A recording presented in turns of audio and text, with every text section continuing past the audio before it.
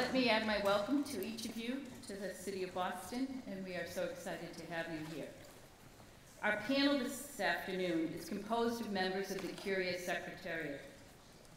These Jesuits serve as advisors to Father General, keeping him updated on how the Jesuit mission is being lived out in their area of responsibility, about current developments in their sectors, and ways to further the mission of the Society in our global world.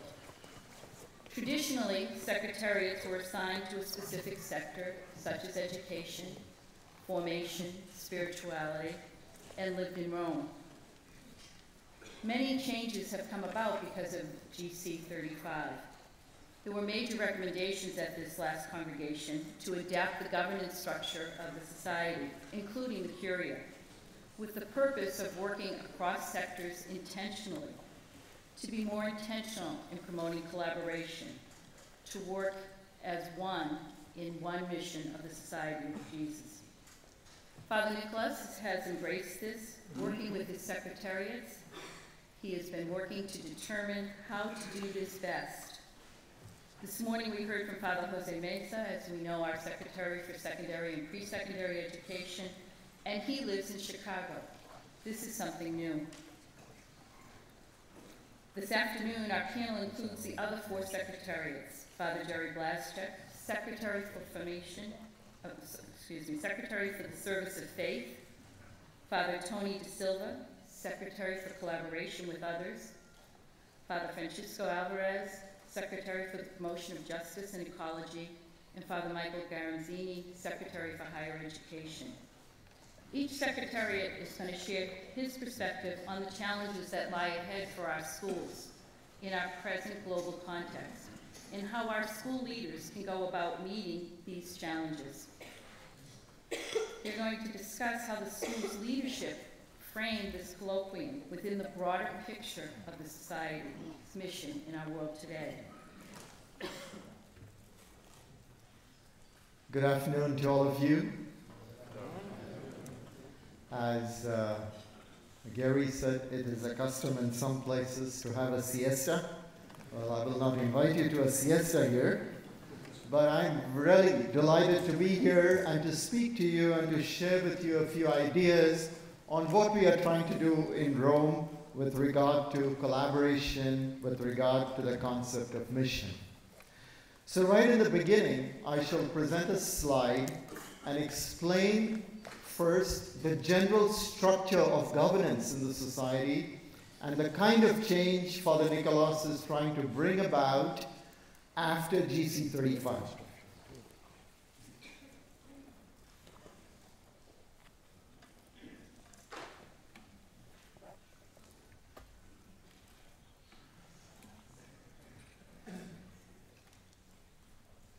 As you see from this slide, Father General is right up there, he's sitting on top. But what is more interesting is to see who's sitting below him, because these are the organs of the government of the Society of Jesus. Many of you have been asking me here and there outside the hall, what are you guys secretaries doing in Rome, besides, of course, having a good time? But I thought maybe a little bit of an explanation would be helpful to you, especially for those of you not acquainted with the government of the Society.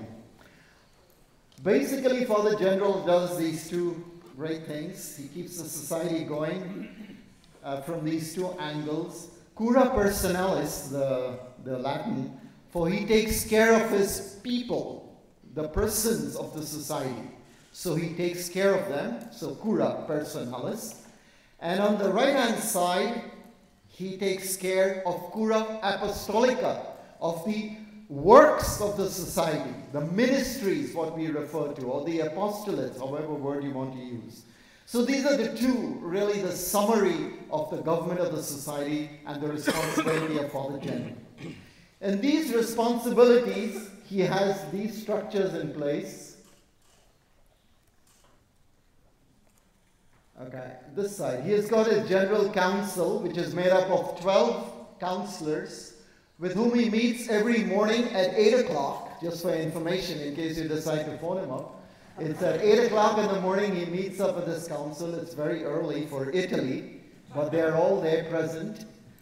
And he discusses with them the ordinary government of the society, what is going on in the society every day. He has to address these issues, so he takes care together with his counselors. He also is in touch with major superiors, who are also called provincials, across the 90-odd provinces in the Society of Jesus. So he takes care of that. He also is in touch with the presidents of conferences. This morning you saw the conference secretaries talking, the 6 of them. So there are 6 conferences, like the 5 continents. There are 6 because Asia has 2, Asia Pacific and South Asia. That's how there are 6, otherwise it would have been 5. So he's in touch with them too. And lastly, he's in touch with local superiors of communities. So this is how the ordinary government of the society works every day. So the general therefore has less time or little time to address these kinds of issues of the apostolic work of the society. So he felt after GC 35, a very helpful thing would be if he could get 3 secretaries to work in the Curia, to live there, and he has given 3 assistants also who work with the secretaries. And so we have these 3 secretariats of faith, of justice, and for collaboration. For faith, for justice, for collaboration. And each of these secretariats has 3 assistants assigned to them, with whom they think, they plan, they work, etc. So all of these lines, as you see, finally lead to Father General. The 3 secretaries also have a direct line of access to Father General. They can bypass the assistants and they can also relate directly to him, which we do. And we report regularly to him, as we will do after this meeting, for example. And there is also horizontal relationship between us. So there is vertical as well as horizontal. So this is more or less how the government runs. So you have an idea how we input into the general's planning and into the council's planning, etc. Okay. So the focus for us, the secretaries, is on mission. But Father General, as was said in the introduction, did not want the sectors, the separate sectors like education, pastoral, social, etc. He prefers that mission be looked at from 3 dimensions. That every Jesuit work, that means every Jesuit mission, has to have these 3 dimensions existing in the work. There has to be a faith dimension, a justice dimension, and a collaboration dimension. This you heard in the morning in the reports that were given. How these 3 continuously interact, you see from these arrows, and they feed into each other. So there is a unitary concept of mission with 3 dimensions. And we are the ones who are studying the 3 dimensions and helping to give feedback to Father General, feedback to men in the field. We animate people working in the field, etc., as you will hear from the other secretaries.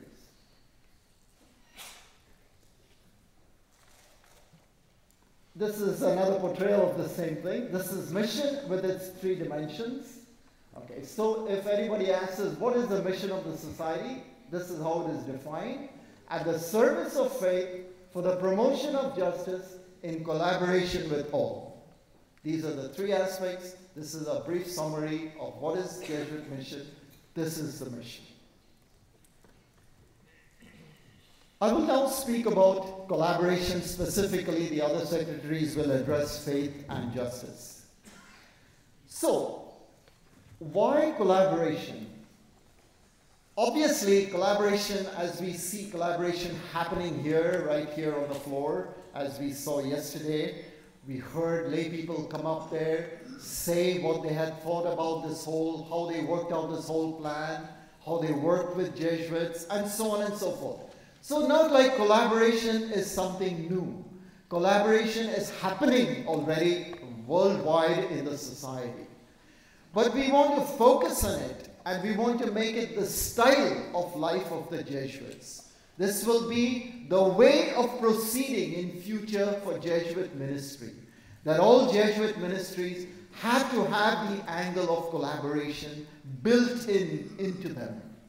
And so this will be an insistence from our side.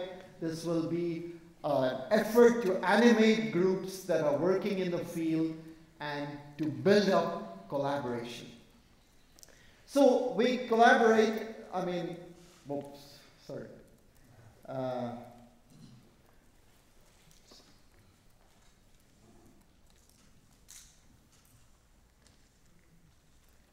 Okay, the theology, I will not go into all these details because they've given us only 12 minutes, as you can imagine. So I cannot dish out to you theology in 12 minutes.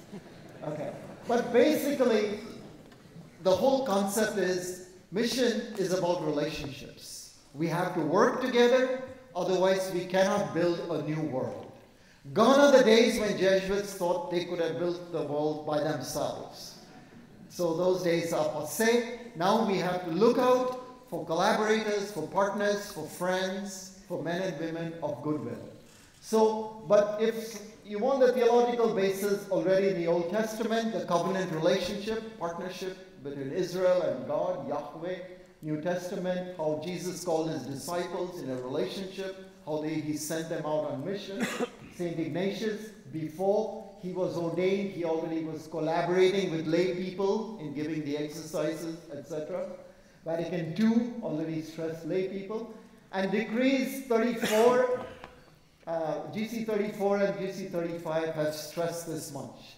Much of this information is also available in the paper that will be given to you, not today, but it will be given to you, I believe, in the pen drive. So you will see there is strong foundation why collaboration is an absolute must and why collaboration will be of great benefit to Jesuit work. With whom do we collaborate? Okay, with fellow Jesuits, first and foremost to begin with, because sometimes, as you know, Jesuits also move on parallel tracks and they don't know each other.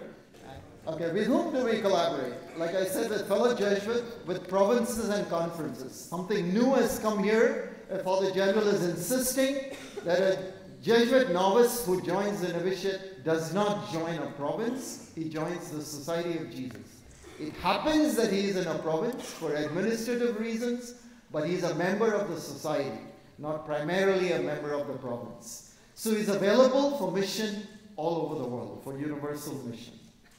We have collaborators in examples that have been mentioned here in the morning. JRS, Fe Alegria, we have AIDS network in Africa, and so on and so forth. We also collaborate with the Ignatian family, meaning to say other religious women and men who share the Ignatian spirituality and the Ignatian vision. We also collaborate with lay people who are members of CVX or CLC. That is also very widespread. And Jesuit volunteers, and also other men of goodwill and women of goodwill who may not share our faith, but share our goodwill and our values. Where do we collaborate? Nationally and internationally. Okay, so today Father General is insisting also that we don't work within one culture, within the borders of a nation, that we have to be ready to work internationally across borders. And also across sectors. So we can't say I'm in education, so I don't do pastoral work, or I'm in a pastoral field, I don't go into the other field. All fields, as much as possible, Jesuits should be able to allow them to intersect and to bring in all the three dimensions. Last slide. How do we do this? Okay, very important is formation work. And there are formation programs now being built to train lay leaders as well as to train Jesuits how to work with lay people. That too, many Jesuits are falling short of, and so there is a great need. There are many programs in the United States, there is also in Spain and many other countries. We can coordinate that from the Curia in Rome. Okay. Willingness also to share resources, as was mentioned in the morning, okay, infrastructural, financial, etc. And so the great dream and desire is that we have faith, justice, and collaboration present in all the works. Thank you. As Secretary for the Service of Faith, I think I have to begin by honing in on what many commentators on Ignatian spirituality would say is the absolute core of Ignatian spirituality, and that is gratitude. The commentator, the most known early commentator on Ignatius was Jerónimo Nadal. Anybody who's a Jesuit or familiar with this tribe knows that we use his name a lot. Nadal said that according to Ignatius, el pecado madre, the mother sin, is ingratitude. And that from gratitude, from an awareness, from an interior consciousness of all that is being given to us, is called out of us, is evoked a response of awe, generosity, and a desire to give back what we have been given. So I begin my very limited presentation with gratitude. Gratitude to you who have come from so many places and who have committed your lives to the work of education. I thank you first of all simply as your brother, that you have looked at the human family and decided that our future depends on our youth. And so you have given your substantial talents and dedicated years of education and building up of expertise to care for the next generation of our human family. And for your doing that, I say thank you. As a Jesuit who is an educator, I say thank you for giving your lives to education. Like you, I understand that education can be immensely gratifying. To be a teacher, an administrator, a counselor can be immensely fulfilling. But I also understand that it can be immensely frustrating, that many of you are underpaid, underappreciated, and that daily your work depends on an act of hope. You keep investing, many times not seeing the result of your work, but you do it. So to you, my fellow educators, for your commitment, your patience, your humility, your self-transcendence, I say thank you. Finally, specifically as a Jesuit, I thank God that somehow or other, divine providence wove your personal history into the history of our Ignatian family. I thank God that you have found yourself, however it happened, as part of this Ignatian apostolic family that does the work of the Society's mission through education. Without you, it would be over.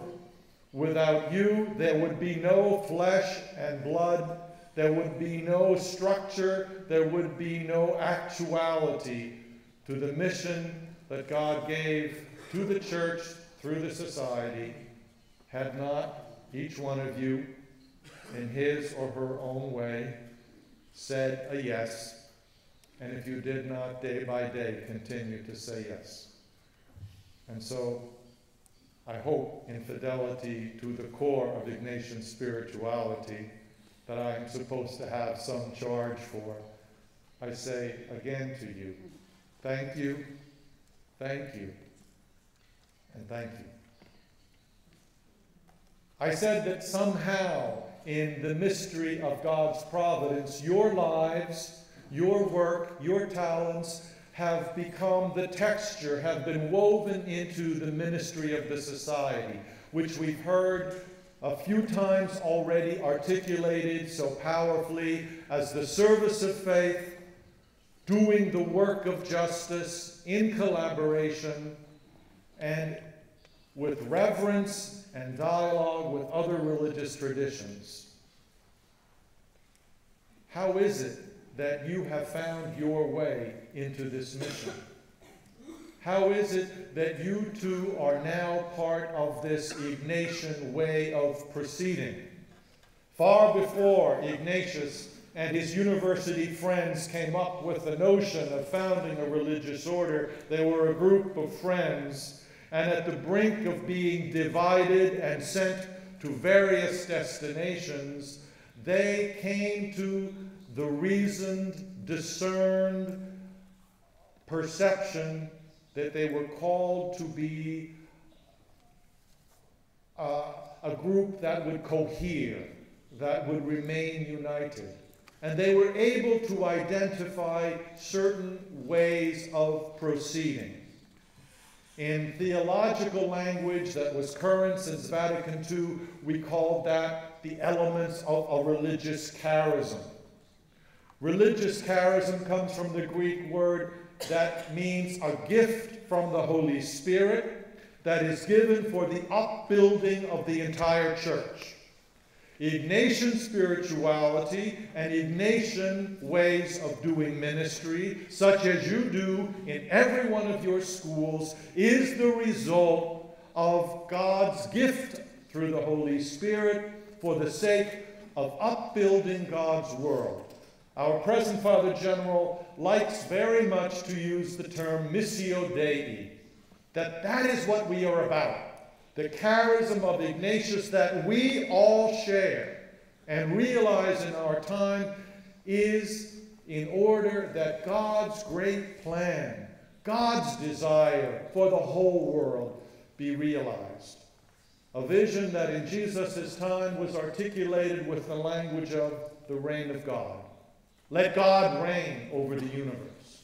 Let there be reconciliation and healing among people, among nations, and between human beings and the created order. And let all people live in the shalom, the well-being, the balance, the harmony that comes from reconciliation. But we who are part of this Ignatian family, we, as Tony expressed it so clearly, we have certain family characteristics. Our service and the mission and the specific identity of our schools will depend on our being very clear to understand what is it that marks our way of proceeding as members of the Ignatian family. When Jesuits got together in 1995 for the 34th General Congregation, they came up with a document in which they enumerated what they called the characteristics of our way of proceeding. I am going to speed through them, but I hope when you go home you will make sure you get that document again and think it through and pray it through and ask how these characteristics should shape, already do shape, or invite you to a reform, to a change, to a deepening in the way you do education. The first of the characteristics is, the first of our ways of proceeding is a deep personal attachment to the person of Christ. There it is, laid out clearly. Any school that wants to claim that it is Jesuit, that it is part of an Ignatian way of proceeding, proceeds from a knowledge and a personal approach and assimilation and an attachment, not just to the person of Jesus as an object of devotion or admiration, but a connection to the person of Jesus that leads me into a new way of seeing the world, a new way of hoping, a new way of valuing, a new way of understanding myself and my relationships. This kind of personal, to my heart, to my gut, to my head, to my entire person, this transformative assimilation, adhering to the person of Jesus, is what we would like our students, at least those who are Christian or those who are searching, to have an opportunity to do. We would like them to meet Christ in such a way and to learn our Christian tradition in such a way that their lives too might be countercultural, creative, and finally fulfilled. Our Ignatian way, I'm getting nervous because she's already waving the flag at me. So if I become more incoherent, don't blame it on my poor planning, but the little amount of time.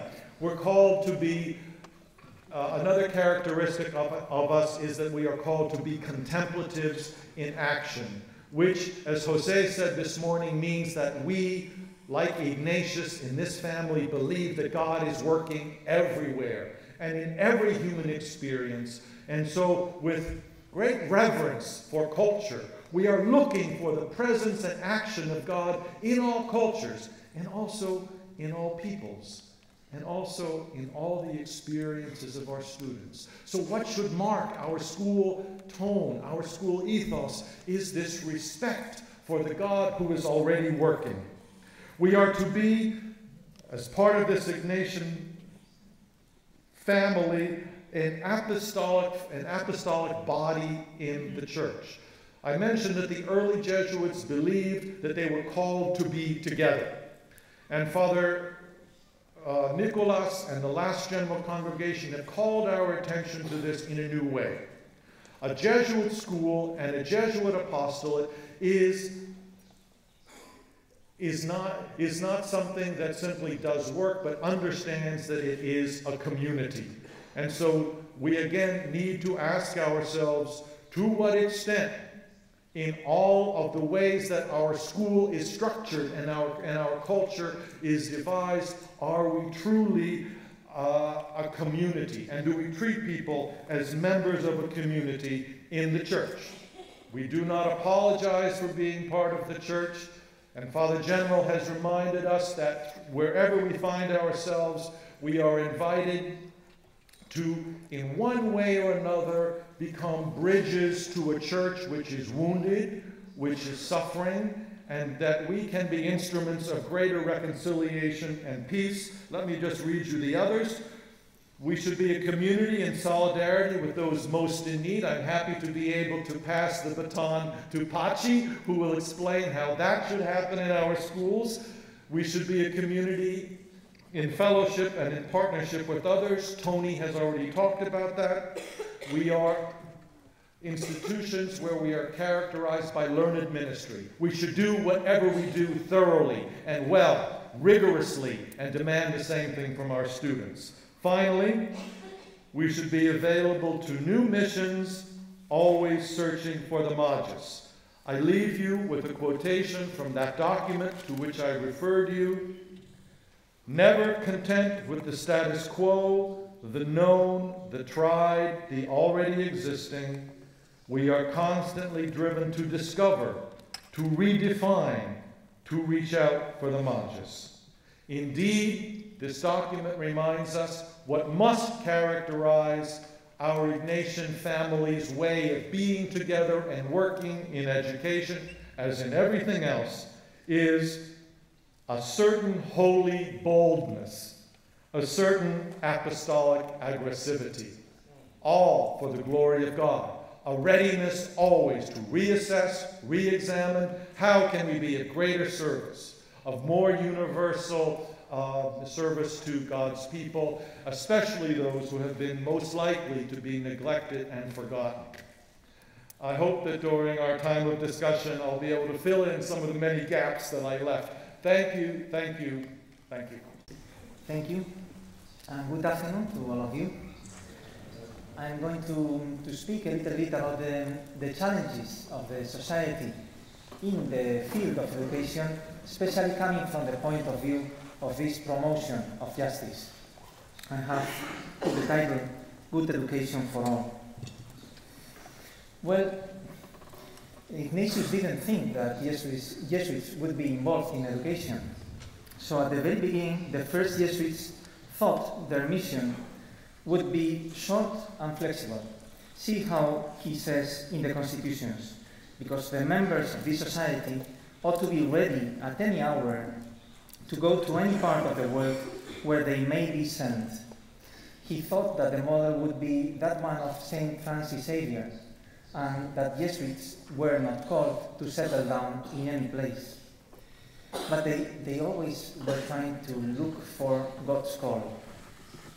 And they were called to educate. You have there a beautiful picture of the cathedral now in La Habana, a former school in Cuba.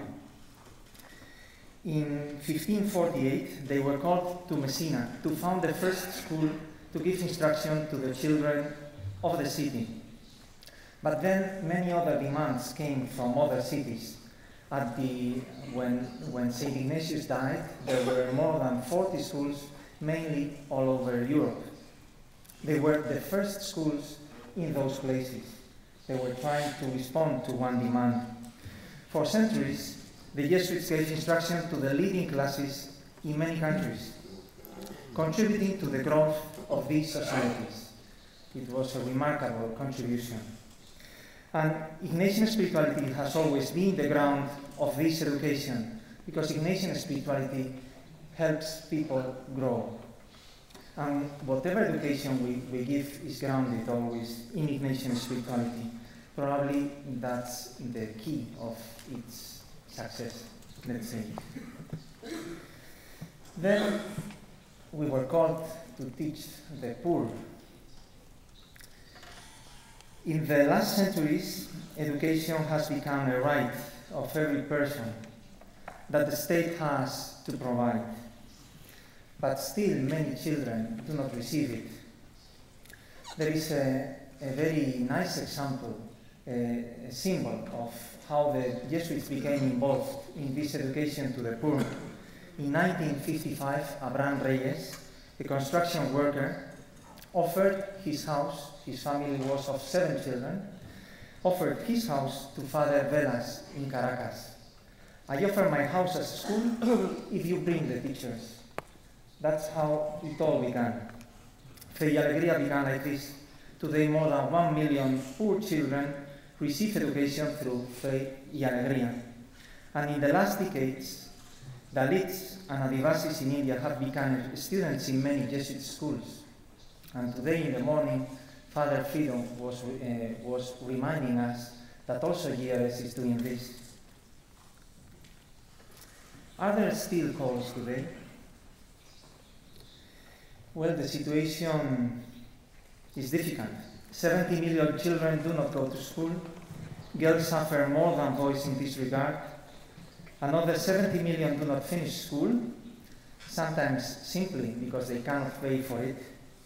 Handicaps, people with disabilities, have far less opportunities, and there is a lack of quality education in so many places, in so many countries. It's true, we cannot reach all these people, but perhaps we can do something. Contributing to the missions of recent general congregations, I'm going to speak about these 4 challenges: a universal horizon, quality education for all, education that aspires to improve our societies for the benefit of the least advantaged, and promoting green schools.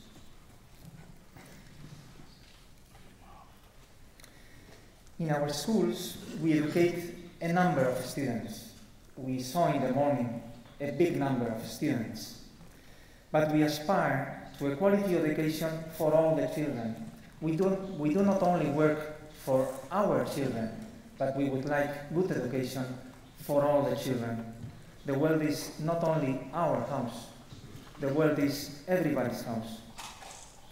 That means that our commitment requires not only that we educate, but also involves our demand of quality of education for all. How can we done this? Mainly advocating politically so that all children may receive good education without discrimination on economic or ethnic grounds. Discrimination on ethnic grounds continues to be present in many of our countries. It's incredible. and we have a big, large credibility. So we can say many things about this education for all.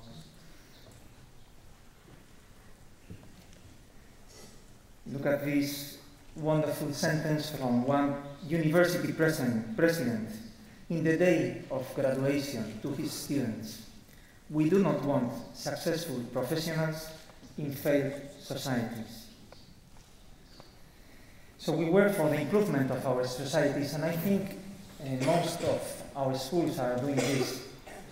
We educate students to contribute to a more just and harmonious society. We are doing this, as I tell you, in many ways. Offering social services, involving people in local citizens' initiatives, encouraging parents' associations, participating in Ignatian lay communities, and doing all this in alliance with other works of the society, in order to demonstrate corporate credibility, this apostolic body that we are, and to establish a social base for sharing horizons and values.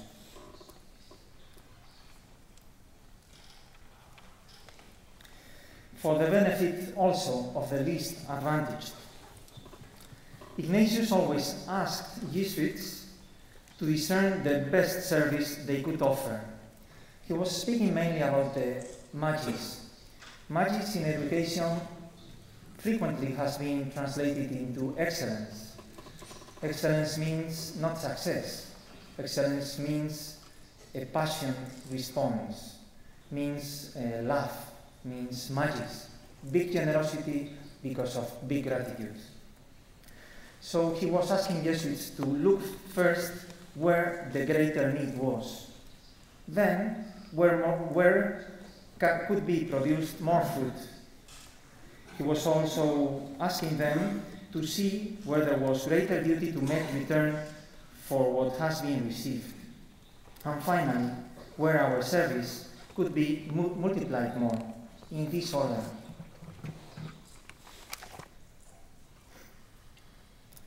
If our education is really good, and we believe it is, we should offer it first and foremost to children with fewer opportunities. This is what is asked of us by our Ignatian and Jesuit tradition. Our most long-lived institutions, and sometimes most wealthiest, have to examine whether our Jesuit presence continues to be needed. Most likely, and this is very disturbing, I think, most likely our students would receive a quality education even if we were not there. Perhaps we do not need to be there, and there are children in other places who are waiting for our arrival. This is a place for discernment. Promoting green schools.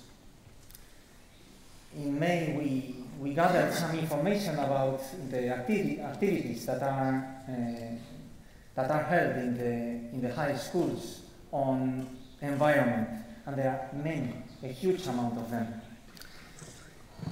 Developing educational space free of pollution and toxic materials, using recyclables, creating some green space on the campuses, and offering courses on ecology and the environment.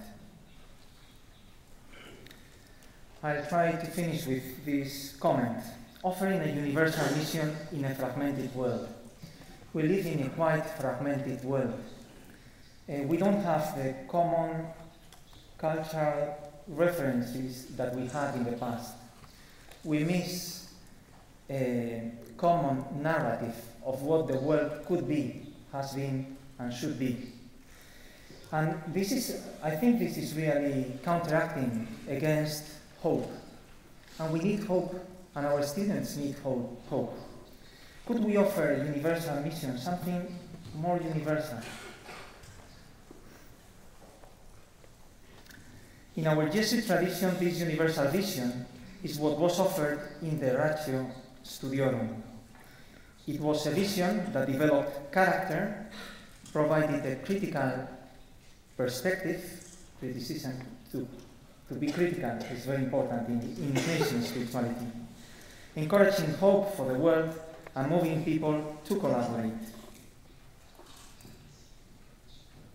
And I leave you one question there. I think we still need something of that sort. Should not we try to work together in an endeavor as important as this one, a meaningful vision that takes complexity into account, that brings hope for a better world, and that calls us for commitment? With the brief time that I have, I want to talk to you about the Secretariat for Higher Education. I'm the other half of Jose. Since Tom and people have had the office, it's taken two to take their places. So I have the higher ed part. And what I'd like to do is just briefly do a little comparison between the issues we face and the issues that you face in secondary education. What I think are the chief challenges that we face in higher education around the world, among the Jesuit schools, and then a little bit about what we're doing or trying to do to address that. As was just said, I've only been in the job for about 10 months, so I'm learning myself, but it's a steep learning curve. How we compare ourselves with you. I think there's much that higher education has learned and is learning from Jesuit secondary education. You have much clearer, and for a long time have worked on what you expect of each graduate at the end of their time with you. That has not been so clear. Assessment has not been so clear in higher education. It's obtaining a degree. It's following the rules that universities set up for those attainments of those degrees without a lot of attention to the formation of character and so on. So I think we have that to learn from secondary ed, and I think many of the schools are learning that. You have paid more attention to faculty development and administration development. And I sense now around the world in our regions, our 6 regions, that universities are just beginning to understand that the faculty, development of faculty in the mission, inviting people to enter into the mission is critical. There's debates about whether or not one recruits for mission, hires for mission, or in fact one orients for mission once someone is recruited. It's probably both, but we're just beginning to pay attention to that now. Most of those regions of the world that have Higher Education Association of Jesuit institutions are in fact sponsoring workshops, programs for administrators and faculty. Of course, you've been doing that for quite a long time. When it comes to clarity about mission and identity, I think Jesuit institutions around the world are still struggling with how exactly to explain their mission and identity in clear Jesuit and Catholic terms. And that's partly a result of a lot of secularization, which I'll talk about in just a second, but it's also the nature of the beast. Higher education has resisted it more. But on the other hand, what I see happening around the world is a growing sense that what Jesuit higher education has to offer, again, you know this already, is something unique that their sister institutions, secular, other privates and so on, do not offer. And so I think we're getting the message that we need to do something about clarity of mission and identity. And that too is a commonly focused theme of meetings of schools region-wide and internationally when we get together.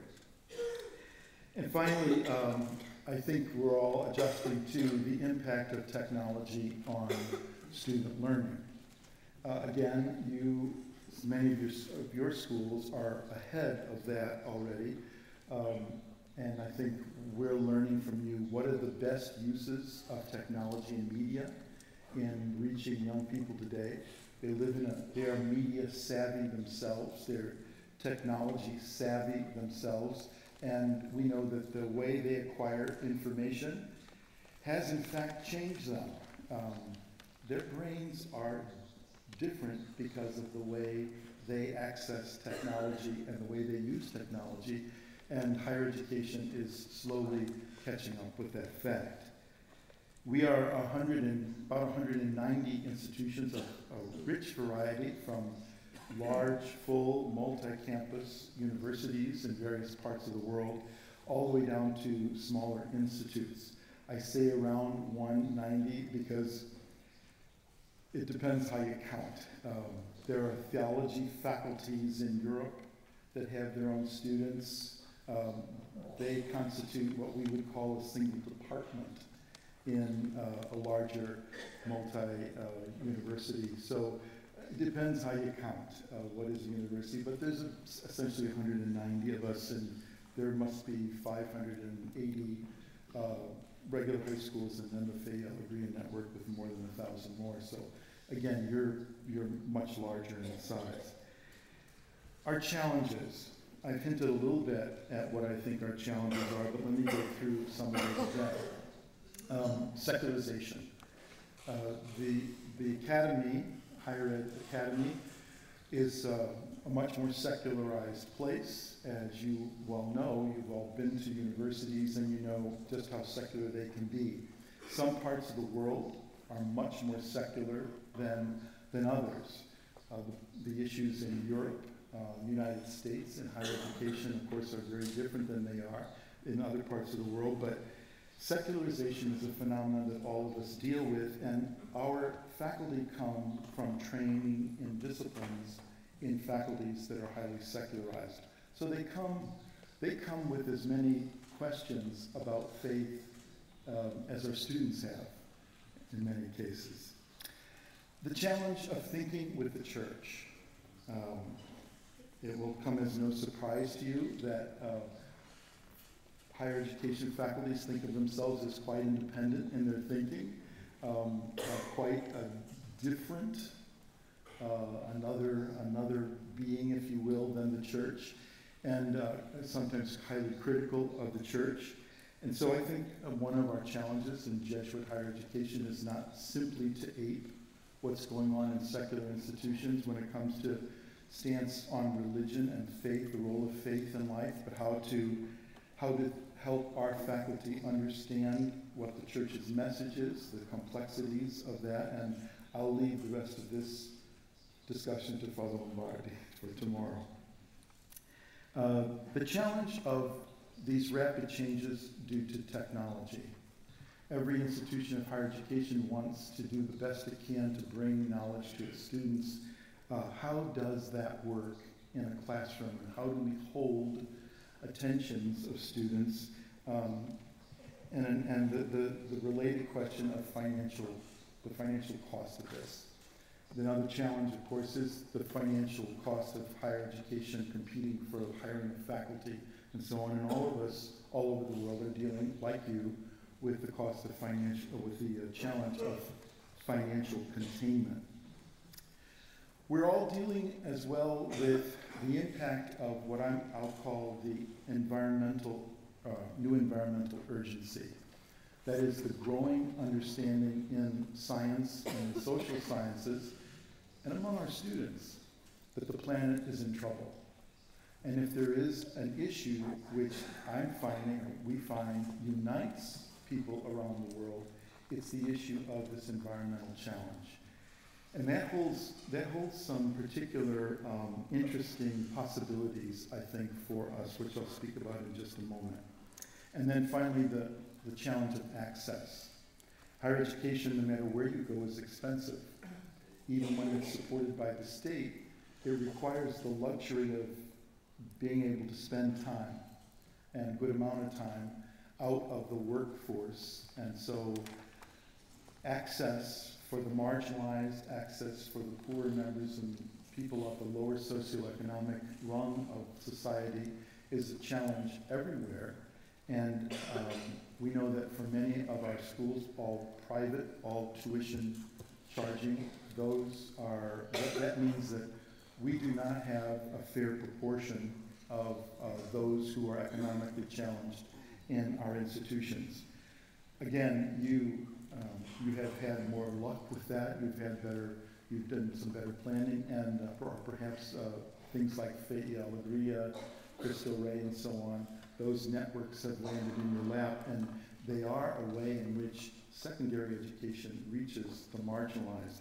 We have not yet found a way for higher education to reach the marginalized, with an exception or two. Let me say a little bit about what we're doing.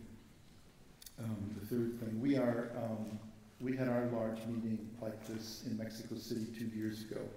From that, we've seen a growth of regional networks and more collaboration across networks, and even within networks of high school, university folks getting together with other apostolates as well. We have a growing group of professionals that want to network across the world internationally. I'm thinking of business deans and business faculty. There are medical and health faculty that want to collaborate across the world to look at public health problems together. There are people that are looking at problems that the church faces, theological issues that are starting to collaborate, and again, the environment.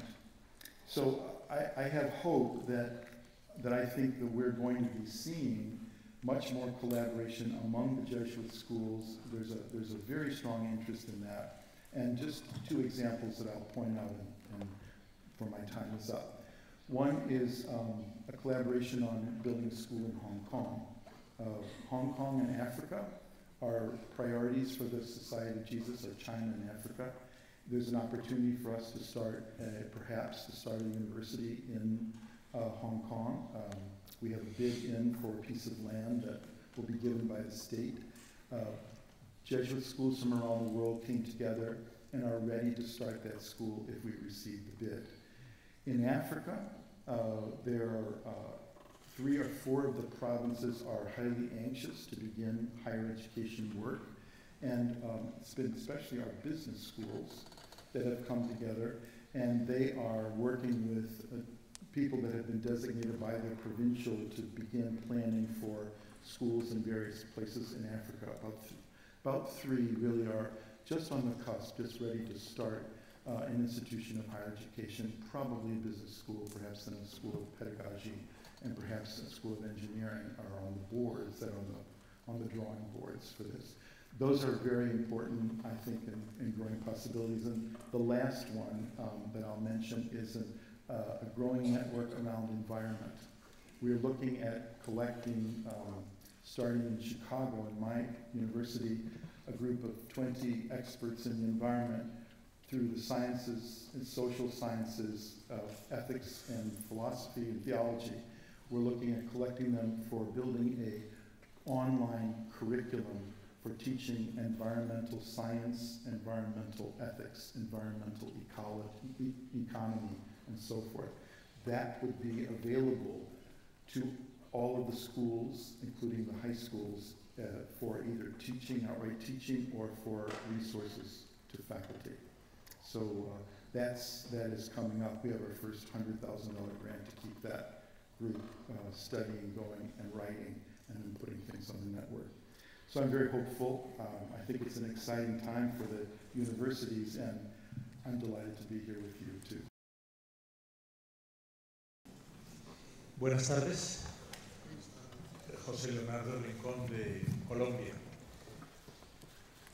Tengo 30 años en la educación secundaria, pero en los últimos 3 mi provincial me ha destinado a trabajar en la educación secundaria, pero no jesuita. Me refiero a la escuela católica en Colombia. Y me han pedido que asuma también la escuela católica del continente americano. Me parece que lo que nos decía José Alberto esta mañana en su última filmina, en la última presentación, sobre ese servicio al Evangelio en la iglesia, esas características que se nos han dado ahora del modo nuestro de proceder, donde explícitamente aparece trabajar como cuerpo apostólico en la iglesia.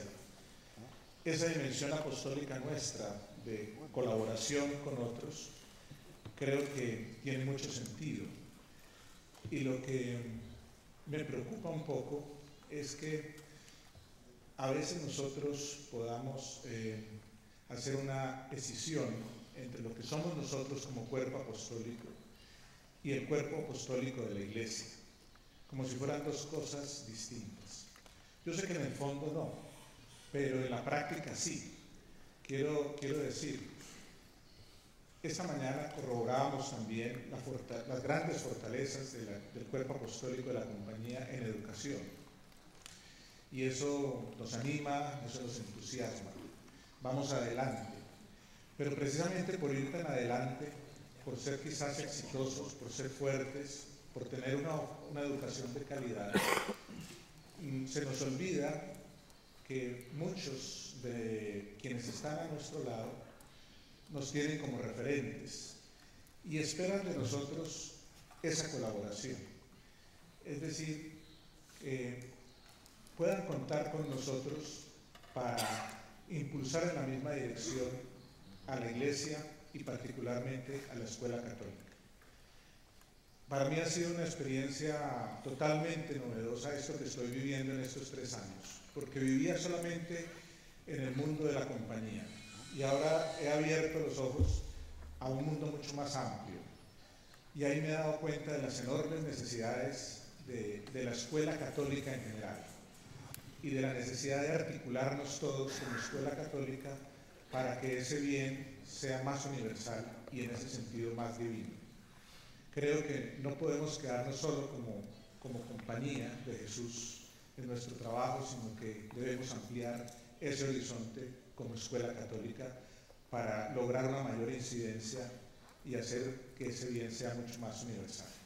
Era un comentario más que una pregunta. Gracias.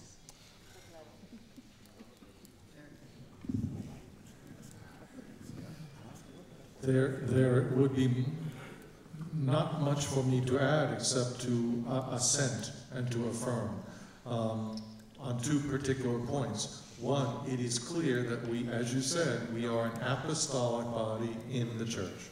And this was affirmed very clearly throughout our history, but especially in our last general congregation. But your point that the society needs not to be isolated in on itself, but to be ready to collaborate with others, including the church and other religious congregations and diocesan bishops. This is a point, again, which Father General makes repeatedly, that far more important for us than establishing a parish or a retreat house or even a school which is exemplary and which everyone praises would be for us to use the parish or the school or the social center to be of service to the local church, to the local community. Again and again, to remain Jesuit is to opt for communio. We do not see ourselves separate from the body of the church. Father General has reminded us at the last Procurator's congregation of a point that Father Kolvenbach made. He talks about a mysticism of loving the church, not in spite of her failings and defects and wounds, but precisely because of her wounds. So, not to challenge at all what Michael said, we live at times when living with and in the church creates problems for us. There are tensions and polarities, but we remain by choice and by God's invitation fully members of the church and in communion with the church.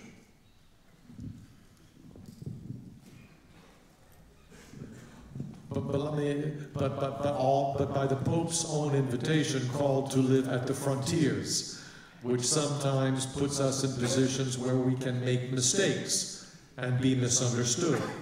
And when that's the case, we rely on people like Father Lombardi and those who are close to the Holy See to help us realize our mistakes, how we can communicate better, and how we can live in more fraternal and respectful union with the Church.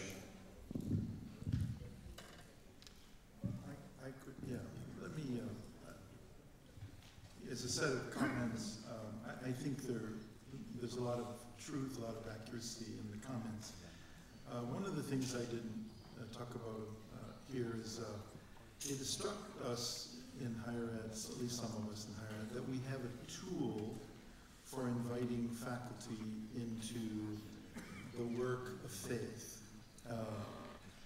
You know, when it comes to the issue of justice, they're on board. They have no problem. In fact, they're attracted to Jesuit education because they want to share in the work collaboration of building up a more just world. So we have collaborators who are eager on that dimension. The issue is the faith dimension. And I can't help but think that the tool we have, unique to us in Jesuit education, Jesuit work, is the exercises. If we could invite faculty to make the exercises, there is where you discover authentic faith and where authentic faith is playing a role in your life, where God is actually speaking to you. And while we often think of the exercises as preparing us for action, I think it prepares us for faith. It prepares us for deeper living.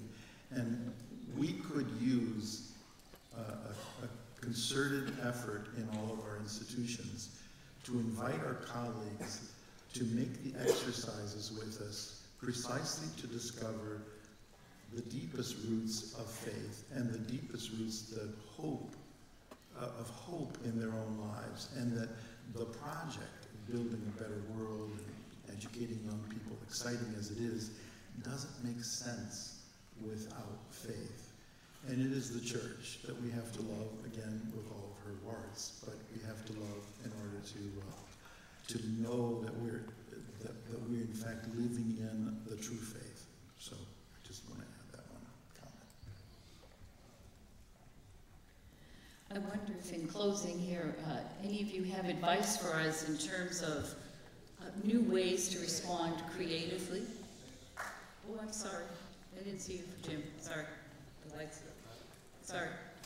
Just a note of hope. I think Father Jim Hosey, I'm at BCI for about 24 years now, and before that, I was in Kingston, Jamaica at St. George's College, one of our great Jesuit schools in Kingston, along with Campion Center.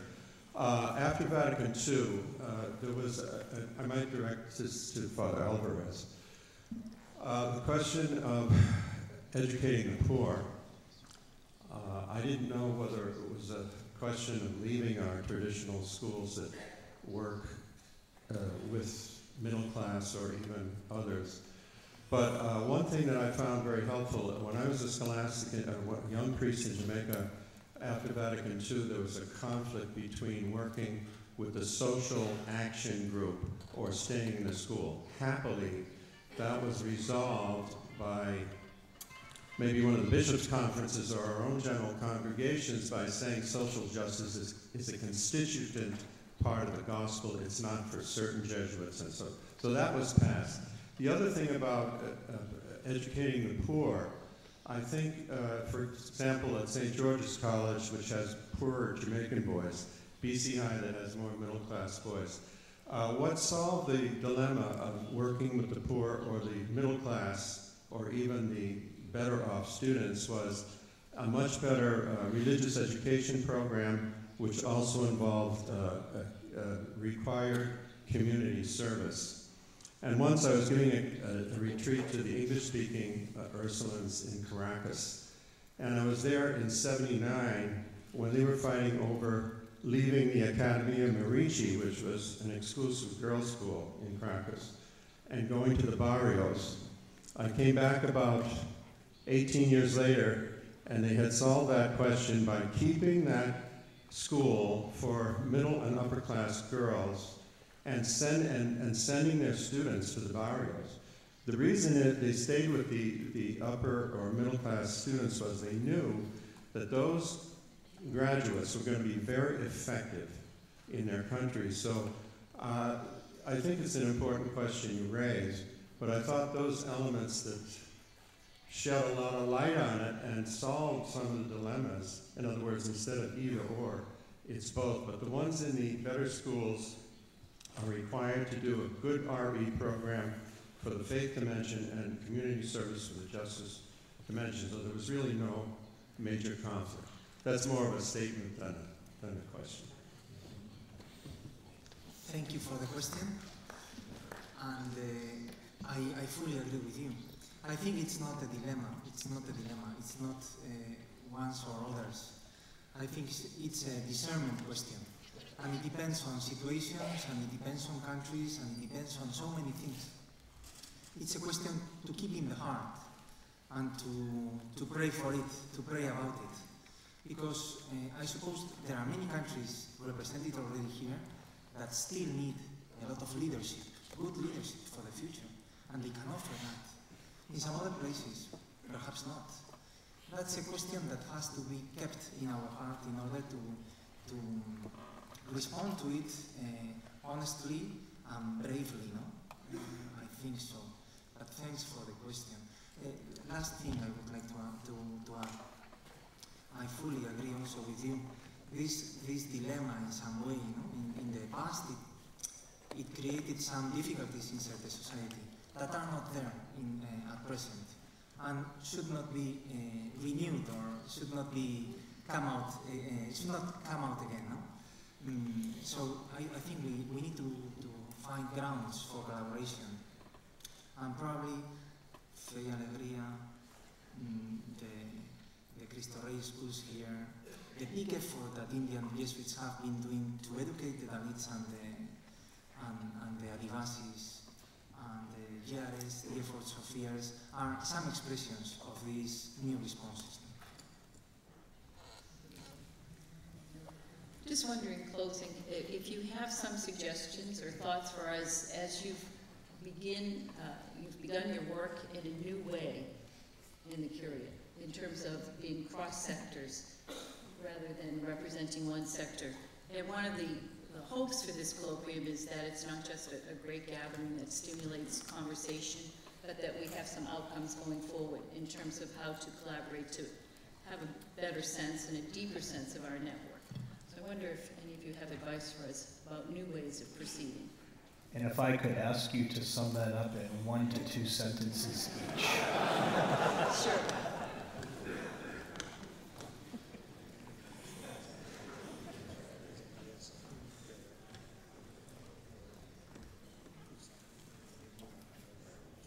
You can each have 2 sentences. It doesn't need to be one group sentence. One of the things that strikes me, it's not a recommendation, but I think in this world of collaboration, to improve collaboration, is communication. I feel an occasion like this, where we come together, we realize immediately the value of coming together and sharing and telling our stories, whatever work we are doing. This, I feel, is not done sufficiently somehow or the other. And therefore, as I said earlier, sometimes we tend to move on parallel tracks and don't intersect. The only recommendation that I would make is to call your attention to the fact that in some of your provinces, for example, Loyola, increasingly in Spain and in Colombia, there's a new approach, the plataformas apostólicas. In other words, look at, is there a way that we can begin to think about collaborating with other Jesuit-related ministries in our area? Can we work with the local college, university, social center, parish, even Fe y Alegría network? Is there a way in which our service of justice, our concern for a coherent, effective presentation of the Christian message over against whatever the challenges to faith are in your context? Is there a way that we can be collaborating together in this network of Jesuit secondary schools, but also in the different kinds of ministries that your local context has brought into existence? How can we work together in a local area more creatively? Some of you are already shaking your heads like, yeah, right. but it actually seems to be working in some places. People are finding a way to collaborate across the narrow boundaries of ministerial designations to serve a local community more effectively through the different kinds of ministries that we have. For me, just one recommendation: think far, think in horizons, think in the world, and try to respond to it as best as you can. And I think then we will find many ways in which we can collaborate, because our mission is much bigger than the small mission that we try to respond every day in our offices and in our places. No? So I think we are called to collaborate with this God which is present in this world. Can I add one quick thing? This is Father Nicolas, not me. He reminds us regularly that we're not, modest doesn't mean we're called to do more. And so as a result of having listened to the four of us, please don't think it means you have to do more, work harder, extend yourselves even further, but no, discern more carefully. Gather the data more rigorously. Pray for greater freedom, for greater detachment, so that, as Pachi says, the choices we make as communities, as apostolic communities, will be more effective, more responsive to the Missio Dei, to what God is calling us to.